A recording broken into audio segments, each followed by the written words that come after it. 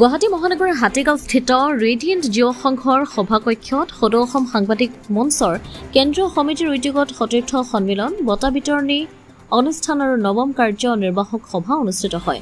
কেন্দ্ৰীয় সমিতিৰ সভাপতি সেলিম শেখৰ সভাপতিত্বত অনুষ্ঠিত হোৱা সভাখনত তিনিওটা কাৰ্যসূচীত অতিথি হিচাপে উপস্থিত থাকে অসমৰ জনপ্ৰিয় সাংবাদিকসকল, মঞ্চৰ উপদেষ্টা তথা সাংবাদিক নেত্ৰজিৎ বৰা, মঞ্চৰ উপদেষ্টা জ্যেষ্ঠ সাংবাদিক কিৰণ তালুকদাৰ, জ্যেষ্ঠ সাংবাদিক নৱজ্যোতি কলিতা, উপদেষ্টা মোজামেল হক, বিশিষ্ট অতিথি হিচাপে উপস্থিত থাকে জ্যেষ্ঠ সাংবাদিক তথা দিছপুৰ প্ৰেছ ক্লাবৰ উপসভাপতি মিণ্টু হাজৰিকা, বিশিষ্ট অতিথি নিয়মীয়া বাৰ্তা কাকতত কৰ্মৰত সাংবাদিক ৰিণ্টু কুৰ্মীৰ উপস্থিতিত প্ৰতিদিন টাইমৰ সাংবাদিক তথা ডেস্ক এডিটৰ সাংবাদিক সমীৰণ বৰঠাকুৰ আৰু NK টিভিৰ সাংবাদিক নাজিৰ আহমেদক যুৱ সাংবাদিক বঁটা আগবঢ়োৱাৰ লগতে ৰাজ্যৰ বিভিন্ন স্থানৰ মুঠ 14 গৰাকী বিশিষ্ট ব্যক্তিক বঁটা আৰু সম্বৰ্ধনা পত্ৰ আগবঢ়োৱা হয়। অনুষ্ঠানটিত সাংবাদিকসকলৰ বিভিন্ন সমস্যাক লৈ আলোচনা কৰা হয় আৰু বঁটা বিতৰণী অনুষ্ঠানৰ পাছতে কেন্দ্ৰীয় সমিতিৰ সভাপতি সেলিম শেখ, কেন্দ্ৰীয় সমিতিৰ সাধাৰণ সম্পাদক মহেশ কুমাৰ দাস, কেন্দ্ৰীয় সমিতিৰ প্ৰশাসনিক সাধাৰণ সম্পাদক ওমৰ ফাৰুৰ শেখ, ধুবুৰী জিলা সমিতিৰ সভাপতি সঞ্জীৱ ৰয়কে ধৰি কেন্দ্ৰীয় সমিতি বিষয়ববী আৰু বিভিন্ন জিলাৰ পৰা অহা প্ৰতিনিধিসকলে উক্ত কাৰ্যনিৰ্বাহক সভাত DY 365ৰ গৌৰীপুৰৰ সাংবাদিক সৰোজ কুমাৰ মাহাতো কেন্দ্ৰীয় সমিতিৰ মুখ্য সাংগঠনিক সম্পাদক হিচাপে দায়িত্বভাৰ অৰ্পণ কৰে। বিভিন্ন ধৰণৰ তলৰ মন্তব্য কৰে আৰু প্ৰত্যুত্তৰ কিন্তু আমি ঐক্যবদ্ধভাৱে দিব লাগিব আৰু সেইবাবে এনে সংগঠনৰ প্ৰয়োজন। সেইবাবে আমি মূৰ তুলি থিয় হ'বলৈ আৰু সেইবাবে আমি সাংবাদিকসকল একগোট হৈ থাকিব লাগিব আৰু এনেধৰণৰ সংগঠনৰ আমাৰ যেতিয়াই এই ঐক্য মঞ্চতে মাত মাতি আহিছে, সাংবাদিকৰ মঞ্চতে মাত মাতি আহিছে, এনে মাত মাতি থকাৰ প্ৰয়োজন। নহ'লে কিন্তু কোনোবা মন্ত্ৰীয়ে তেনেকৈ আমাৰ তলৰ মন্তব্য কৰি তলৰ মানুহ ওপৰৰ মানুহ বুলি উপ্লুঙা কৰে। এনে দিন আহিব, এটা সময়ত আমাক ৰাজপথত দেখিলে কোনোবাই ঠেলা মাৰিবলৈ সাহস কৰিব, কিন্তু সেইটো আমি সকলোৱে নিদিওঁ। কাৰণ মনত ৰখাটো জৰুৰী, আমি সকলোৱে যে আমাৰ আত্মবিশ্বাসটো অত্যন্ত প্ৰবল হোৱাটো জৰুৰী, যে মনত ৰাখিব সকলোৱে যে পঢ়া শুনা নকৰি খাবলৈ নাপায় আমি সাংবাদিকতা কৰা নাই, আমি সাংবাদিকতাটো কৰিছো একমাত্ৰ বিচাৰ বাবে। আৰু যেতিয়ালৈকে আমাৰ মনত সেই আত্মবিশ্বাসটো থাকিব, তেওঁ যিমানেই ডাঙৰ মানুহ অপৰাধ সম্পৰ্কত নাথাকক কিয় তেওঁক আমি প্ৰত্যুত্তৰ দিব পাৰিম, প্ৰত্যুত্তৰ দিব লাগিব, প্ৰত্যুত্তৰ দিলেহে আমি টিকি থাকিব পাৰিম।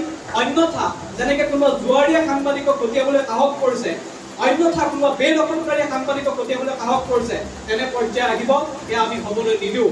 আৰু মই আশা কৰিম এই সংগঠনটো অসমৰ এটা মাইলৰ খুঁটি হওক আৰু আপোনালোকে ঐক্যবদ্ধতাৰে সাংবাদিকৰ হকে মাত মাতি যাওক। তেতিয়া অন্তত সাংবাদিকৰ বিৰুদ্ধে মাত মাতিবলৈ, সাংবাদিকক গতিয়াবলৈ কোনোবা জুৱাৰীয়ে সাহস নকৰিব, কোনোবা নেতাই সাংবাদিকক তল মন্তব্য কৰিবলৈ সাহস নকৰিব। এই সংগঠনটোৰ যি কাম কাজ, সেই কাম কাজ বৰ্তমানৰ দৰে আগবাঢ়ি যাওক আপোনালোক, আৰু বৰ্তমানৰ যিধৰণে কাম কাজ কৰি গৈছে তেওঁ নিশ্চিতভাৱে প্ৰশংসনীয়। আৰু আশা কৰিম অনাগত দিনত এই সংগঠনটো অসমৰ সাংবাদিকতাৰ জগতখনৰ বাবে মাইলৰ খুঁটি হ'ব। আৰু আপোনালোকে এনে অনুষ্ঠানত অংশগ্ৰহণ কৰিবলৈ পাই মই নথৈ আনন্দিত হৈছোঁ।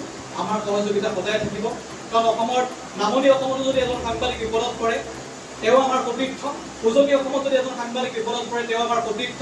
যে সাংবাদিকতা ব্যৱস্থাটো বা সাংবাদিকজন আমাৰ সকলোৰে সতীৰ্থ।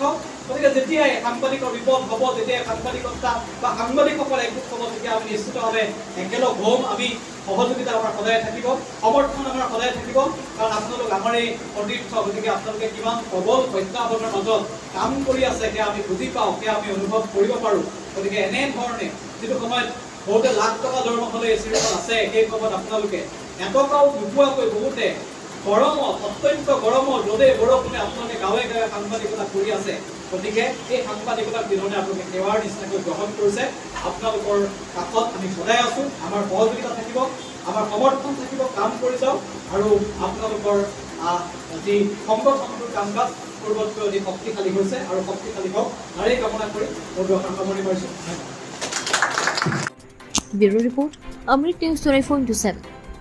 অমৃত প্ৰবাহ অসমীয়া সাপ্তাহিক কাকতৰ ডিজিটেল সংস্কৰণ অমৃত নিউজ, সত্যৰ সন্ধানত অমৃত নিউজ।